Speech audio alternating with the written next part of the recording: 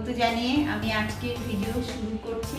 আজকে আমি বিকালের জলখাবারের জন্য চিকেন স্যান্ডউইচ বানাচ্ছি। তার জন্য কি লাগবে সেগুলো প্রথমে বলে দিই। মেন তো চিকেন আমি ছোট ছোট করে কেটে নিয়েছি।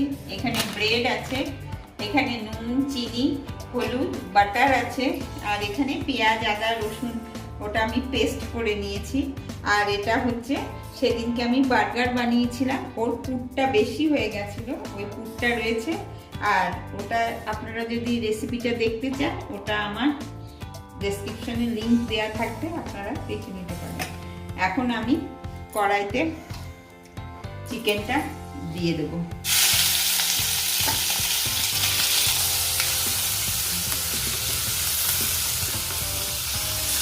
এখন চিকেনটার মধ্যে আমি একটু নুন আর হলুদটা দিয়ে দেবো।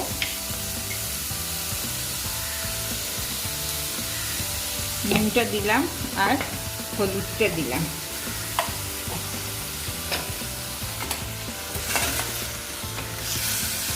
এখন আমি চিকেনটা ঢেকে দেবো। চিকেনটা ততক্ষণে সিদ্ধ হয়ে যাবে, তারপরে আবার আমি দেখাচ্ছি। চিকেনটার থেকে এখন জল বেরিয়ে গেছে। এখন আমি এই যে পেঁয়াজ, আদা, রসুন পেস্ট বানিয়ে রেখেছি ওইটা দিয়ে দিলাম। দিয়ে আর একটু নাড়াচাড়া করে আমি এখন আবার ঢেকে দেবো। চিকেনটা সিদ্ধ হওয়া অবধি আমি ঢেকে রাখবো। চিকেনটা আমার সিদ্ধ হয়ে গেছে। এখন এর মধ্যে আমি এই আলু পুরটা দিয়ে দিলাম। এখন আমি এর সাথেও ভালো করে মিশিয়ে নেব।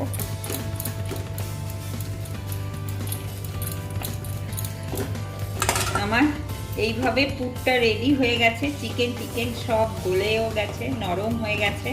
এখন আমি এই যে ধনে পাতাটা আছে এটা একটু উপর দিয়ে ছড়িয়ে দিলাম, দিয়ে এটা এখন মিশিয়ে নিলাম। আমার হয়ে গেছে চিকেন স্যান্ডউইচের পুরটা রেডি। এখন আমি নামিয়ে নেব।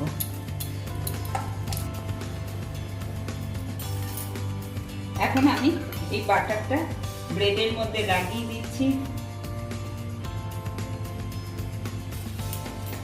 চিকেনটা বানালাম, এটা এখন আমি ব্রেডের মধ্যে এইভাবে লাগিয়ে দিলাম।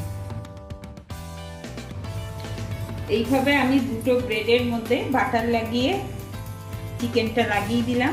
এখন আমি এটা এইভাবে বন্ধ করে দিলাম, চেপে চেপে দিলাম যাতে এটা বেরিয়ে না যায়।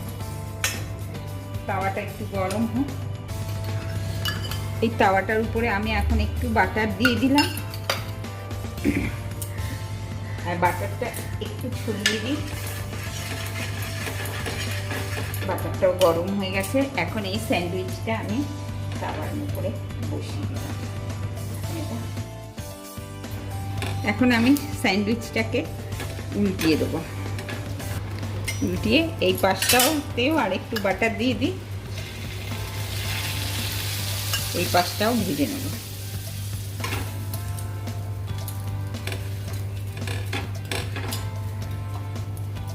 এইভাবে আমার দুটো চিকেন স্যান্ডউইচ বানানো হয়ে গেল। এখন আমি আপনাদেরকে কেটে দেখাচ্ছি।